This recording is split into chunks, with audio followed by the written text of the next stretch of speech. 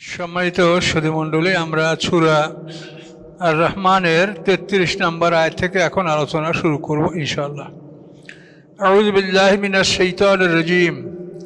ইয়া মা'শারাল জিন্নি ওয়াল ইনসি in ইসতাতা'তুম আন তানফুযু মিন আকতারিস সামাওয়াতি ওয়াল আরদি ফানফুযু লা তানফুযুনা ইল্লা বিসুলতান ফাবিআইয়ি আলা'i রাব্বিকুমা তুকাযযিবান। আল্লাহ বলেন, হে জিন ইনসানের দল, হে জিন ও ইনসানের দল, ইনস্তাতাতুম, তোমরা যদি ক্ষমতা রাখো, আন তানফুযু মিন আকতারিস সামাওয়াতি ওয়াল আরদ, যে আকাশ পৃথিবীর সীমানা পার হয়ে তোমরা বেরিয়ে যাবে, তো ফানফুযু, বের হয়ে যাও। তোমরা যদি আকাশ পৃথিবীর সীমানা ভেদ করে বের হয়ে যেতে পারো তো বের হয়ে যাও। আল্লাহ বলেন, লা তানফুযুনা ইল্লা বিসুলতান, ক্ষমতা ছাড়া তোমরা বের হতে পারবে না, এই ক্ষমতা তোমাদের নাই। তাহলে এখান থেকে আল্লাহ তাআলা আমাদেরকে বোঝালেন যে এই যে পৃথিবীর যে একটা সীমানা আছে, এই সীমানার বাইরে এই পৃথিবীর কেউ বের হতে পারবে না। আমরা মরে যাই, তারপরে আমাদের পদার্থগুলি যদি মাটির সাথে মিশে যায়, পানি হাওয়ার সাথে মিশে যায়, কিন্তু এই পৃথিবীর সীমানার মধ্যে আমরা থাকবো, এর বাইরে আমরা যাব না। এটা আল্লাহ এখান থেকে বোঝাচ্ছেন যে তোমাদের যদি ক্ষমতা থাকে তো আকাশ পৃথিবীর সীমানা ভেদ করে বেরিয়ে যাও, ফানফুযু, বের হও। লা তানফুযুনা ইল্লা বিসুলতান, তোমরা বিশেষ ক্ষমতা ছাড়া এটা করতে পারবে না, কিন্তু সেই ক্ষমতা তোমাদের নাই। এই ক্ষমতা আল্লাহ দিয়েছেন আল্লাহ রসুলকে। সে দেখেন কিভাবে 7 আসমান পাড়ি দিয়ে মেরাজে চলে গেছেন সিদরাতুল মুনতাহা পর্যন্ত। এই ক্ষমতা আল্লাহ সবাইকে দেয় না। ফাবিআইয়ি আলা'i রাব্বিকুমা তুকাযযিবান, অতঃপর রবের কোন নেয়ামতকে তোমরা মিথ্যা মনে করবে হে জিন ও ইনসান? বলো না, কোনো নেয়ামত আমরা অস্বীকার করি না, মিথ্যা মনে করি না। ইউরসালু আলাইকুম শুওয়াজুম মিন নার, পাঠানো হবে তোমাদের উপরে, নিক্ষেপ করা হবে তোমাদের উপরে অগ্নিশিখা। ওয়া নুহাসুন, এবং ধুমা। এই নুহাসুন শব্দ দুইটা অর্থ, নুহাসুন শব্দ ধুমা আর নুহাসুন শব্দ অর্থ গলিত তামা। গলিত তামার আরবিও নুহাস, আর ধুয়া অর্থ নুহাস। তো আল্লাহ বলেন, তোমাদের উপরে অগ্নিশিখা নিক্ষেপ করা হবে এবং গলিত তামা অথবা ধূম্রকুণ্ডলী। ফালা তানতাসিরান, তোমরা আত্মরক্ষা করতে পারবে না, এই আগুনকে তোমরা ফিরাতে পারবে না, ফিরাবার কোনো সাধ্য তোমাদের নাই। হাত পা বাঁধা থাকবে, শুধু ওই মুখমণ্ডল দিয়ে নাড়াই নাড়াই এই মুখেই সব তাপটা লাগবে। মানুষের যত বড় বিপদ হোক, সে হাত পাতবেই, যে হাত। এজন্য ইয়াদুন মানে কুয়াত, হাত হলো শক্তি। যে কোনো অবস্থায় মানুষ তার হাতকে সামনে দেয় বিপদ ফিরাবার জন্য। তো ওই সময় জাহান্নামীদের হাত পা থাকবে বাধা।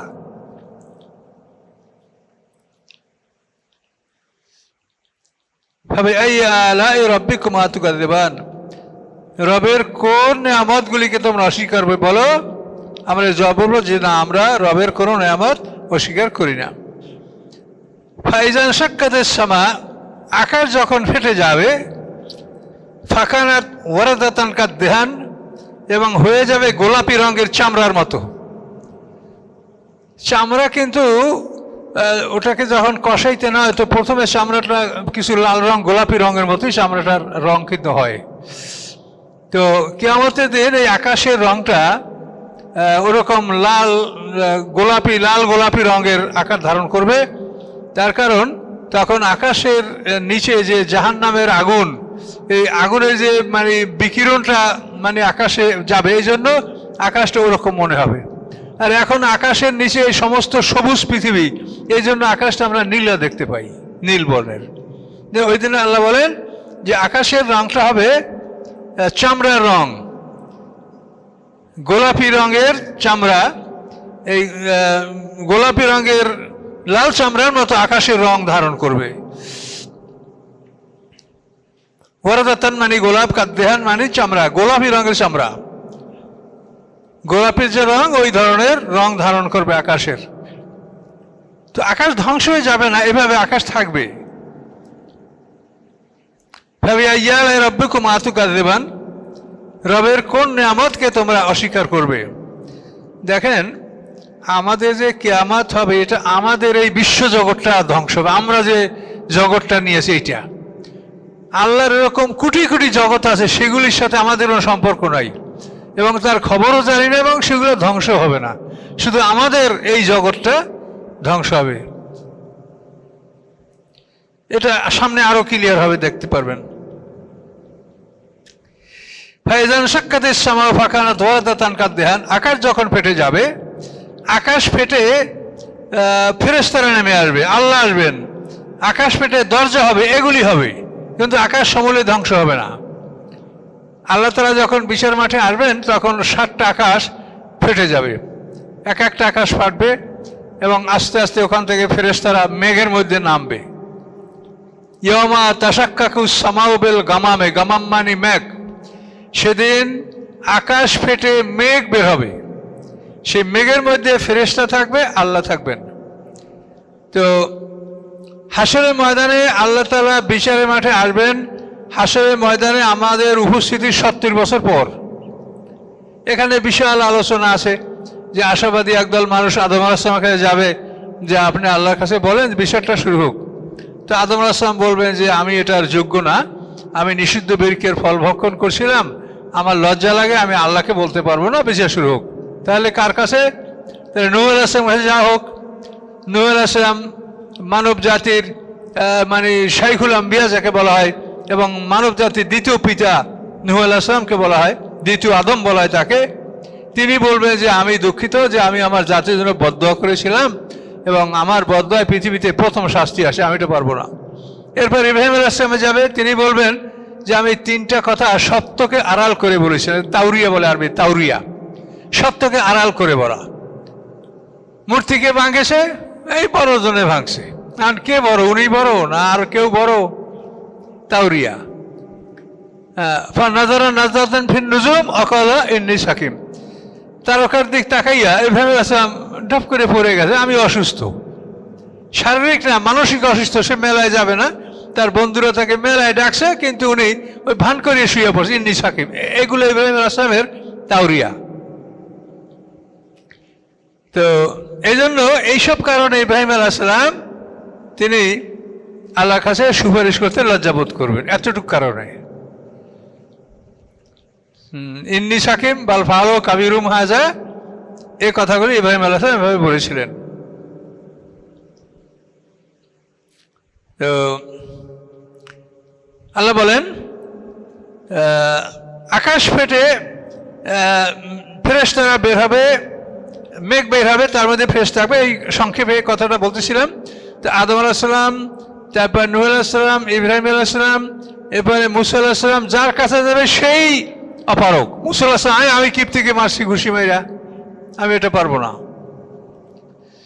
তো এরপরে ঈসা আলাইহিস সালাম বলবে যে আমাকে মানুষেরা আল্লাহর সাথে শিরক করেছে, আল্লাহর পুত্র বলেছে, আমি লজ্জিত, আমি পারবো না। শেষ পর্যন্ত উনি পরামর্শ দেবেন যে এই কাজের জন্য তোমরা মুহাম্মদ সাল্লাল্লাহু আলাইহি ওয়াসাল্লামের কাছে যাও। এরপরে তিনি মুহাম্মদ ওই আশাবাদী উম্মতের দলটা এটা মুহাম্মদ সাল্লাল্লাহু আলাইহি ওয়াসাল্লামের কাছে আসবে, তাকে বলবে, তখন তিনি আল্লাহর কাছে, আমাদের নবী আল্লাহর কাছে অনুমতি চাইবেন, আল্লাহ তাকে সেজদার অনুমতি দিবেন। সেজদা করার পরে কি ভাষায় তিনি আল্লাহর প্রশংসা করবেন, আল্লাহ রাসূল বলেন যে সেই ভাষাটা আমি এখন বলতে পারি না, আমি আল্লাহর প্রশংসা করব সেজদায় পড়ে। আল্লাহ বলবেন মাথা তুলুন, কিষান বলুন, আপনাকে দেওয়া হবে। আমি মাথা তুলব, তখন বলবো যে আল্লাহ আপনি বিচার শুরু করেন।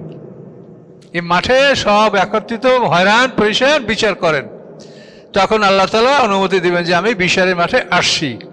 এই আল্লাহর আশাটা মানে আকাশ ফেটে মেঘ বের হয়ে যাবে, এই মেঘের মধ্যে ফেরেশতা আসবে এবং এর সাথে আল্লাহ আসবেন। প্রথমবারে আকাশ ফাটবে, ফেটে যে মেঘ আসবে সেই মেঘের মধ্যে ফেরেশতা থাকবে, তার পরিমাণ হবে হাশরের ময়দানে প্রাণীদের সমকক্ষ, সমপরিমাণ। মানুষরা বলবে আপনার সাথে আল্লাহ আসে না, আল্লাহ আসেননি। দ্বিতীয়বার আবার ফাটবে আকাশ, আবার ফেরেশতারা আসবে। তো এই দ্বিতীয়বার প্রথমবারের দ্বিগুণ। তো মানুষরা বলবে আপনাদের সাথে আল্লাহ আসে, যে না আসেন নাই। এরপরে আবার আকাশ ফাটবে তৃতীয়বার, এই তৃতীয়বারে ফেরেশতা আসবে দ্বিতীয়বারের দ্বিগুণ। তাহলে 1 গুণ, 2 গুণ, 3 গুণ আর 4 গুণ, 7 গুণ। হাশরের ময়দানে যত প্রাণী তার 7 গুণ ফেরেশতা। এই তৃতীয়বারে আল্লাহ আসবেন। এটা অন্য আয়াতে এভাবে বলা আছে ইয়াউমা তাশাক্কাকুস সামাউ বিল গামামে ওয়া নুজ্জিলাল মালাইকাতু তানজিলা।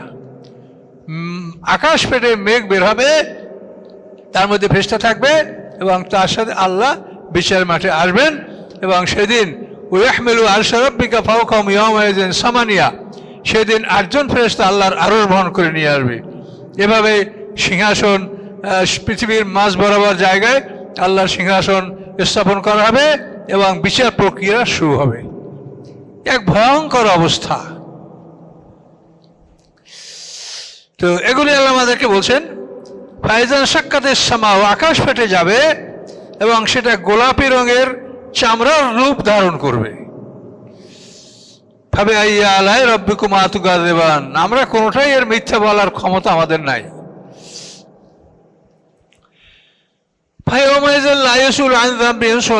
সেদিন কোনো মানুষ বা জিনকে তার পাপ সম্পর্কে জিজ্ঞাসা করা হবে না, তুমি কি করছো না করছো জিজ্ঞাসা করা হবে না। কি হবে? এরপর কি হবে? ইউরাফুল মুজিবুনা বিসিমাহুম, এই অপরাধীদেরকে তাদের চেহারা দেখেই চিনতে পারা যাবে। চিনতে পারলে কি হবে? ফায়ুখাযুবিন নাওয়াসিয়াল আকদাম, তার মুখমণ্ডলের সম্মুখ ভাগ এবং পা এটা ধরিয়া তাকে ফিক মেরে জাহান্নামের মধ্যে ফেলাই দেবে। জিজ্ঞাসাই করবে না, ওর চেহারা দেখেই বুঝতে পারবে। মানে সেটা কারণ হলো যে আল্লাহর নূরের আলোকে যখন পৃথিবী আলোকিত হবে, অর্থাৎ হাসরের মাঝে আমরা ওঠার পর 70 বছর সূর্যের আলো থাকবে মাঠে। এই 70 বছর পার হয়ে যাওয়ার পর যখন আল্লাহ আসবেন, তখন হাসরের ময়দানে সূর্যের আলো থাকবে না, তখন আল্লাহর নূরের আলোকে হাসরের ময়দানটা আলোকিত হবে। ও আশরাকাতিল আরদু বিনূরি রাব্বিহা, এগুলো সব কোরআনের আয়াত, এর মধ্যে কোনো দুর্বলতা নাই।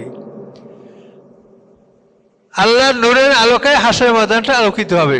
তো তাফসীর কাকা বলেছেন যে আল্লাহর নূরের আলোকে যখন হাসরের ময়দান আলোকিত হবে, এই আলোতে মানুষের অস্পষ্ট বিষয়গুলো দেখা যাবে।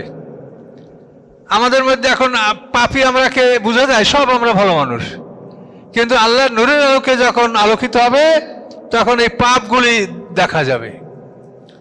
তো এরকম একটা দৃশ্য হবে, যার জন্য এখানে আল্লাহ বলছেন যে ওদের মুখমণ্ডলের সম্মুখ ভাগ এবং পা এটা ধরিয়ে ফিক মেরে ফেলাই দেবে জাহান্নামে। জিজ্ঞাসা করা হবে না তুমি কে, কি করছো না করছো। ইউরাফুল মুজরিমুনা বিসিমাহুম, তাদের চেহারা দেখেই চিনতে পারা যাবে। এক ভয়ঙ্কর অবস্থা।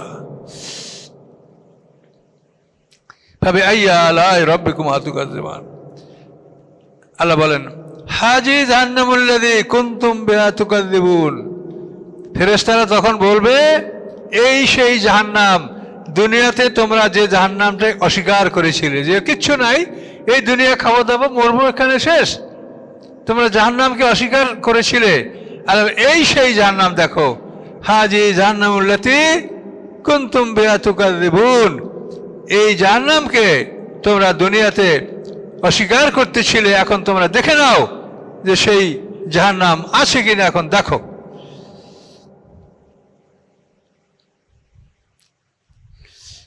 ইয়াতুফুনা বাইনাহা ওয়া বাইনা হামিমিন আন, তারা এই আগুন এবং গরম পানি দুইটার মধ্যে তাদের তাওয়াফ চলতে থাকবে। সাফা থেকে মারোয়া, মারোয়া থেকে সাফা যেরকম তাওয়াফ করে, জাহান্নামীদের তাওয়াফ হবে বাইনাহা ওয়া বাইনা হামিমিন আন, অর্থাৎ জ্বলন্ত আগুন এবং গরম পানি। মুখের মধ্যে থেকে শিকল ঢুকে মলদা থেকে বাইর করিয়া শিকলের আংটা আটকাইয়া ফেরেশতাদের হাতে 70 হাত লম্বা শিকলে গাঁথা হবে।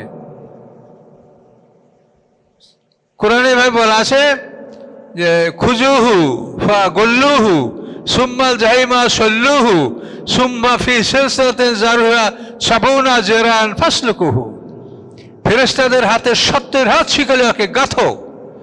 গাঁথার পরে প্রথমে ইউসহাবুনা ফিল হামিম, প্রথমে তাকে গরম পানির কুয়োর মধ্যে নিক্ষেপ করা হবে। সেখানে যখন তার চামড়াটা গইলে সব শেষ হয়ে যাবে, তখন ওই শিকলে বাঁধা টাইনে ডাঙ্গা উঠাইয়া নূতন চামড়া লাগাবে।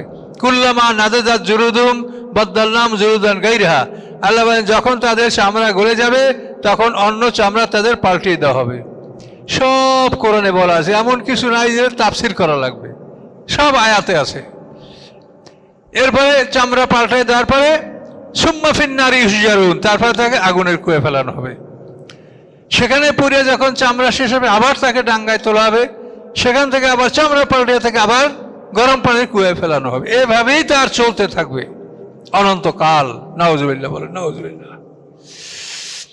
আল্লাহ বলেন ইয়াতুফুনা বাইনাহা, সে ভ্রমণ করবে, সে পরিভ্রমণ করবে এই আগুনের গর্ত এবং গরম পানির গর্ত, এই দুটার মধ্যে তার তাওয়াফ একের পর এক, একটার পরে একটা, এই তাওয়াফ যার চলতে থাকবে। ভাবে আইয়া আলাই রব্বিকুমা তুকাজ্জিবান, রবের কোন নিয়ামতকে তোমরা অস্বীকার করবে বলো হে জিন ও ইনসান। কিন্তু পরিতাপের বিষয়, এই শহরে কত মানুষ আছে কিন্তু কয়টা মানুষ এই কোরআনের কথা শুনছে? পৃথিবীর এরকম বহু মানুষ আছে যে সারা জীবনে একদিনের জন্য কোরআনের কথা সে শোনে নাই, অথচ সে মুসলমান। এই ঈদের সময় বড় কোরবানির গরু তার কেনা হয়ে গেছে বা কিনবে, কিন্তু সে কোরআনের কাছে জীবনে একদিনও আসে নাই। যে এই কোরআন আমাদের গাইডেন্স, এই কোরআন আমাদের জীবন বিধান, তো এই কোরআনের কাছে আমি যাই, মুহাম্মদ সাল্লাল্লাহু আলাইহি ওয়াসাল্লাম আমার সুপারিশকারী, হ্যাঁ, কাজেই তিনি বিশ্বের শ্রেষ্ঠ মানব, আমাদের নবী, আমি তার জীবনটাকে দেখি, এরকম কিন্তু না দেখা মানুষ সমাজে অনেক রয়েছে। কাজেই আপনাদের পক্ষে সম্ভব হইলে অন্তত আপনারা প্রত্যেকে আপন আপন আত্মীয় স্বজনকে সতর্ক করেন, যেটা আল্লাহ তাআলা তার রাসূলকে বলেন, কু আনফুসাকুম ওয়া আহলিকুম নারা, তুমি তোমাদের নিজদেরকে, পরিবার পরিজনকে আগুন থেকে বাঁচাও। কোরআনে আল্লাহ বলেন কু আনফুসাকুম ওয়া আহলিকুম নারা, তুমি তোমার পরিবার পরিজনকে, হ্যাঁ, তোমার আহালকে, নিজেদেরকে এবং আহালকে বাঁচাও, রক্ষা করো। কাজে এটা বাঁচাবার মালিক আল্লাহ। আপনারা তাকে দাওয়াত দেবেন, বুঝে বলবেন যে এই কিন্তু সমস্যা সামনে আছে।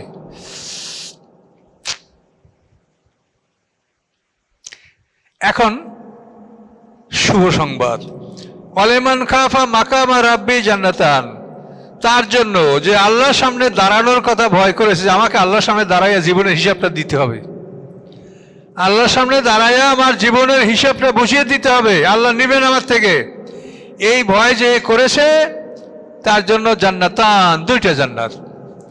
দুইটা জান্নাত কেন? আপনি যে করেছেন এই জন্য একটা জান্নাত, আর আপনি যে বর্জন করেছেন তার জন্য আর একটা জান্নাত।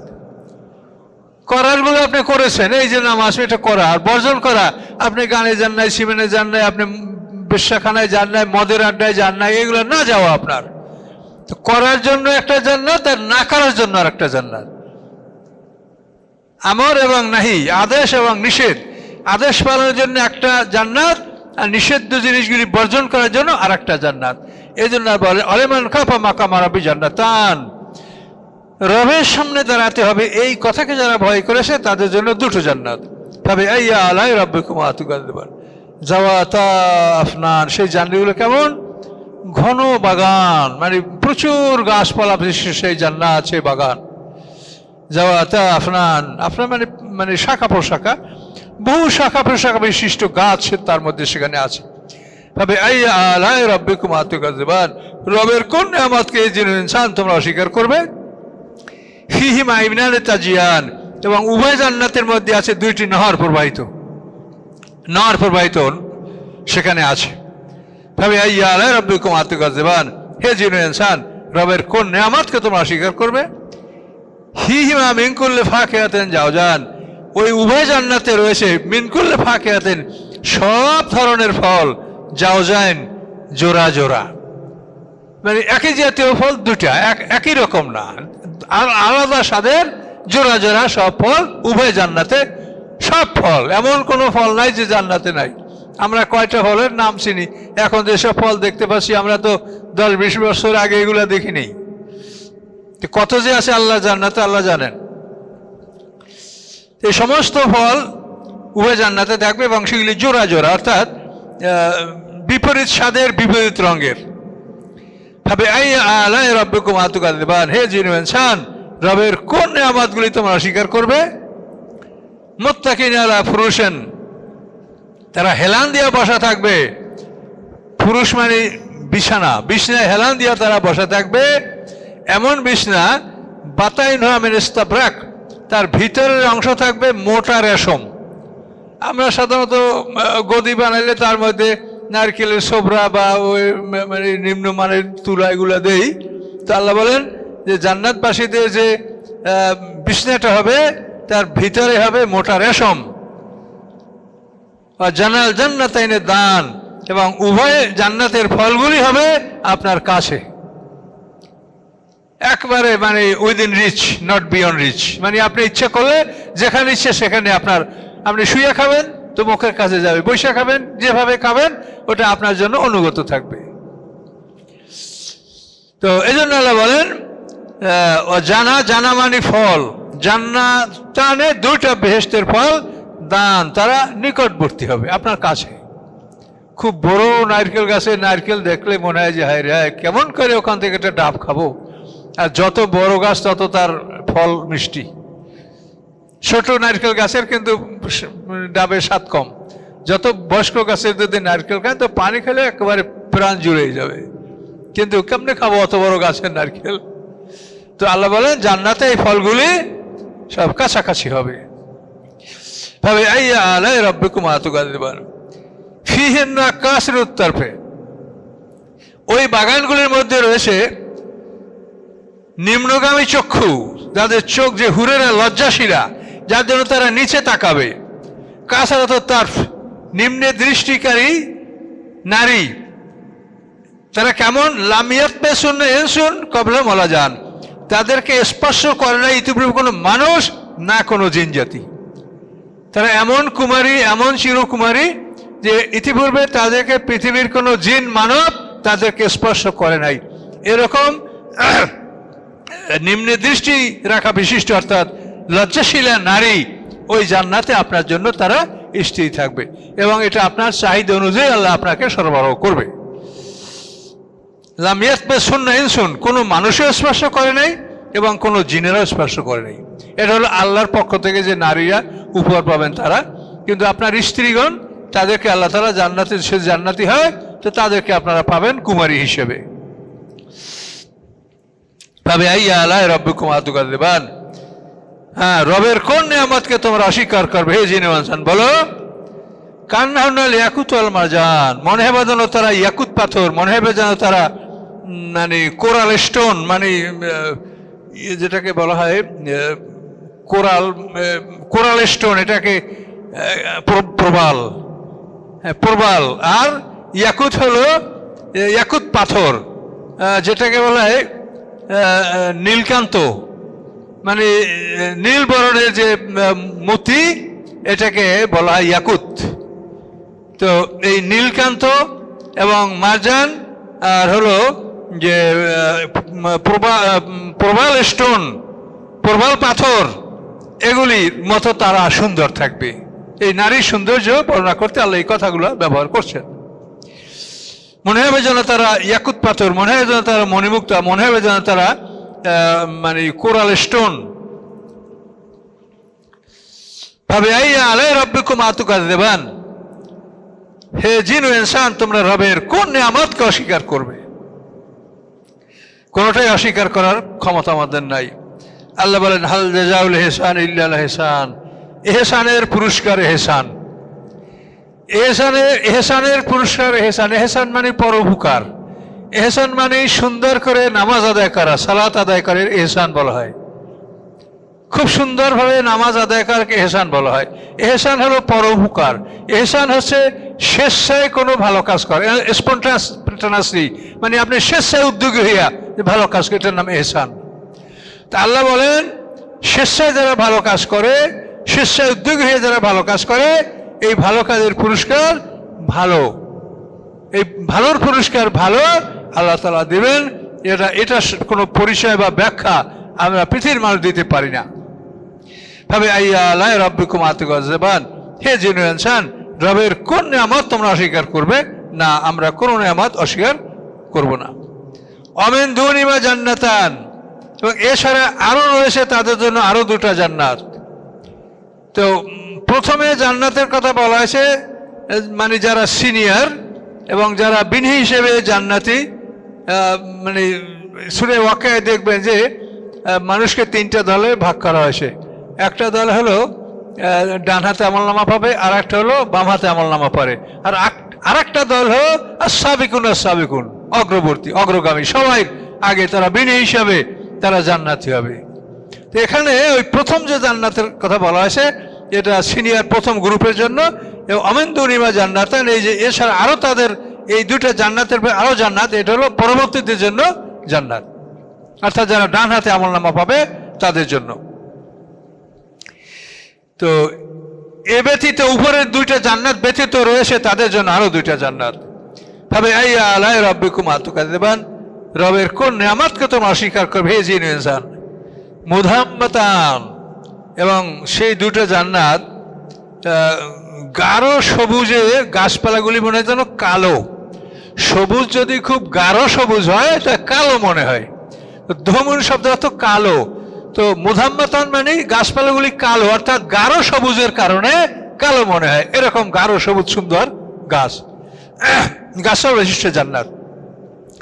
তবে আইয়া আলাই রব্বিকুম আতুকাযিবান, রবের কোন নিয়ামতকে হে জিন ইনসান তোমরা অস্বীকার করবে। ফিহিমা আইনান নাদ্দাখাতান, উভয় জান্নাতের মধ্যে রয়েছে দুইটি ঝর্ণা। নাদ্দাখান যেটা প্রবল বেগে প্রবাহিত, খুব জোরে পানিটা প্রবাহিত হয়, নাদ্দাখাতান। তবে আইয়া আলাই রব্বিকুম আতুকাযিবান, হে জিন ইনসান রবের কোন নিয়ামতকে তোমরা অস্বীকার করবে। ফিহিমা উভয় জান্নাতে ফাকিহাতুন ফল, নাকলুন খেজুর গাছ, রুম্মান ডালিম গাছ, এগুলি সব সেই জান্নাতের মধ্যে মজুদ রয়েছে। তবে আইয়া আলাই রব্বিকুম আতুকাযিবান, রবের কোন নিয়ামতকে তোমরা অস্বীকার করবে হে জিন ইনসান বলো। ফিহিন্না খায়রাতুন হিসান, ওই জান্নাতগুলির মধ্যে রয়েছে সুশীলা নারী, সুন্দরী। খায়রাত মানে যারা সৎকর্মে অভ্যস্ত, সুশীলা এবং সুন্দর, সুশীলা সুন্দর নারী ওই জান্নাতের মধ্যে আছে। তবে আইয়া আলাই রব্বিকুম আতুকাযিবান, রবের কোন নিয়ামতকে অস্বীকার করবে তোমরা হে জিন ইনসান। সেই নারীদের বিবরণ আবার দিচ্ছে, হুরুম মাকসুরাতুম ফিল খিয়াম, সেখানে থাকবে হুর। হুর শব্দের অর্থ সাদা। এই যে ঈসা আলাইহিস উম্মতকে হাওয়ারি বলা হয়, হাওয়ারি এরা সাদা মানুষ ছিল, সুন্দর। হুর সেখানে সুন্দরী নারী, মাকসুরাতুম ফিল খিয়াম, যারা আবদ্ধ আছে তাঁবুর মধ্যে। তাঁবুর মধ্যে তাদেরকে আবদ্ধ করে রাখা হয়েছে, মানে কোনো সূর্যের তাপে মানুষের শরীরের কিন্তু দেহের রং নষ্ট হয়। এই জন্য বলা হয়েছে যে তাদেরকে তাঁবুর মধ্যে আবদ্ধ করে রাখা হয়েছে যাতে তাদের দেহের রংটা খুবই সুন্দর থাকে। তবে আইয়া আলাই রব্বিকুম আতুকাযিবান, হে জিন ইনসান রবের কোন নিয়ামতকে তোমরা অস্বীকার করবে। এদের সম্পর্কেও ওই একই কথা, লামিয়াতমে সুন্না এংসুং কাবলা মারা যান। ওই সিনিয়রদের জান্নাতের জন্য হুরগিলমানদের যে বৈশিষ্ট্য, এদেরও একই বৈশিষ্ট্য যে লামিয়াতমে সুন্না এংসুং কাবলা মারা যান, ইতিপূর্বে কোনো মানুষ বা জিন তাদেরকে স্পর্শ করে নাই। তাদেরকে এভাবে তাঁবুর মধ্যে তাদেরকে আবদ্ধ করে রাখা হয়েছে। তবে আইয়া আলাই রব্বিকুম আতুকাযিবান, হে জিন ইনসান রবের কোন নিয়ামতকে তোমরা অস্বীকার করবে। মুত্তাকিন আলা রফরফ, তারা হেলান দিয়া বসবে। রফরফ হলো বিছনা, যেটা আমরা পাই যে মেরাজে আল্লাহ রসুল সিদরাতুল মুনতাহার পরে রফরফে সওয়ার হয়ে আল্লাহর আরশে আজিম পর্যন্ত সফর করেছেন। রফরফ হলো বিছনা। তো মুত্তাকিন আলা, হেলান দিয়া বসবে রফরফ বিছনার উপরে, খুদরেন সবুজ রঙের, ও আবকারিয়ান হেসান, এবং গালিচা খুব সুন্দর সুন্দর গালিচা, এবং বিছনার উপরে তারা হেলান দিয়া বসবে। আবকারিয়ান, গালিচা, হেসান, সুন্দর।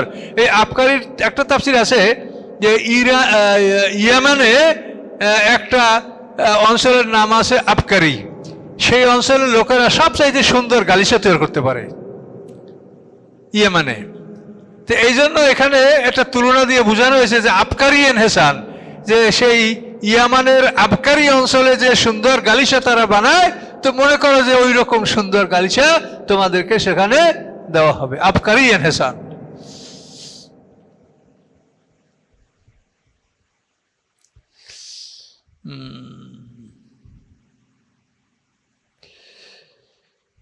তবে আইয়া আলাই রব্বিকুম আতুকাযিবান, অতঃপর রবের কোন নিয়ামতের উপরে তোমরা অস্বীকার করবে। অস্বীকার করার কোনো সুযোগ নাই।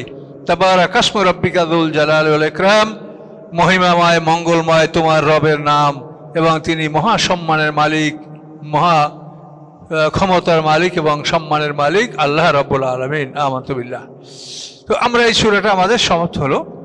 এরপরে আমি আরেকটু কথা আপনাদেরকে রিপিট করছি, সেটা হলো এই যে আয়াতটা আমরা জুমায় আয়াত আলোচনা করছিলাম, যেখানে আল্লাহ বলছেন যে সানাফরুগু লাকুম আইয়ুহাস সাকালান, যে আমি কুল্লা ইয়াউমিন হুয়া ফি শাআন, যে প্রতিদিন আল্লাহ তাআলা কাজে থাকেন, কিন্তু সেখান থেকে আমাদের বিচারের জন্য যখন আল্লাহ আত্মনিয়োগ করবেন তখন তিনি বললেন আমি অবসর নেব হে দুইটা ভারী জাতি জীবনে, তোমাদের বিচারের জন্য আমি ওগুলো অফ করে অবসর নেব। তাহলে এর থেকে বোঝা যায় যে কিয়ামতের দিন আমাদের পৃথিবী ধ্বংস হবে, আল্লাহর মহাবিশ্ব ধ্বংস হবে না। কথাটা বোঝেন? কুল্লা ইয়াউমিন, এগুলো নিয়ে কিন্তু বিতর্ক হয়, মানুষ বোঝে না। কুল্লা ইয়াউমিন হুয়া ফি শাআন, আল্লাহ তাআলা সবসময় কাজে থাকেন। এখন আমাদের পৃথিবীটা ধ্বংস হয়ে যাওয়ার পর এটা যদি বিষয়টা ফয়সালা হয়ে যায় তাহলে তো কাজ শেষ হয়ে গেল আল্লাহর। তা আল্লাহর কাজ কি শেষ হবে? তাহলে কুল্লা ইয়াউমিন হুয়া ফি শাআন, আল্লাহর কাজ কখনো শেষ হবে না।